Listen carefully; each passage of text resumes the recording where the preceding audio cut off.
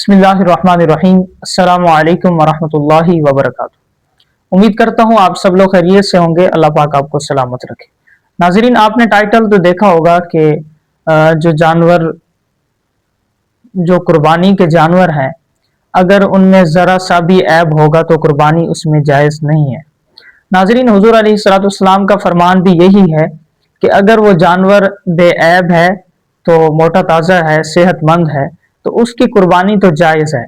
और अगर वो कुर्बान गाह तक भी नहीं जा सका तो उसकी कुर्बानी करना जायज़ नहीं है, क्योंकि अगर वो लंगड़ापन है उसमें तो कुर्बानी नहीं कर सकते आप।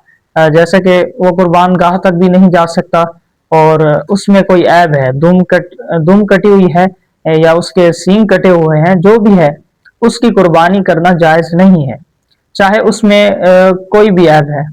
हाँ, अगर थोड़ा सा ऐब है, मिसाल के तौर पर कह लें कि अगर थोड़ा सा ऐब है तो उसकी कुर्बानी होगी, लेकिन कुर्बानी वो भी मकरूह होगी। तो इसीलिए बेऐब जानवर की कुर्बानी करना ये बिल्कुल अच्छा अमल है और बेहतरीन है। तो इसीलिए हुजूर अलैहिस्सलाम का फरमान भी यही है कि बेऐब भी ना हो, ठीक है, और कोई उसमें कोई किस्म का कोई ऐब ना हो, तो इसीलिए उसकी कुर्बानी करना जायज़ है। तो सबसे पहले अगर आप कोई जानवर खरीदते हैं तो जानवर खरीदते वक्त ये पहले देख लिया करें कि उसमें कोई ऐब तो नहीं है।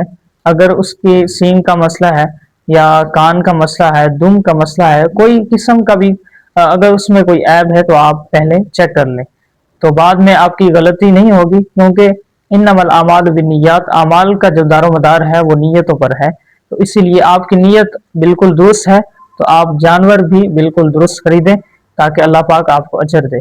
जज़ाकल्लाह। वीडियो अगर अच्छी लगी हो तो हमारे इस इस्लामी चैनल को सब्सक्राइब करें, ताकि हर बनाने वाली वीडियो आप तक पहुंच सके। और जज़ाकल्लाह।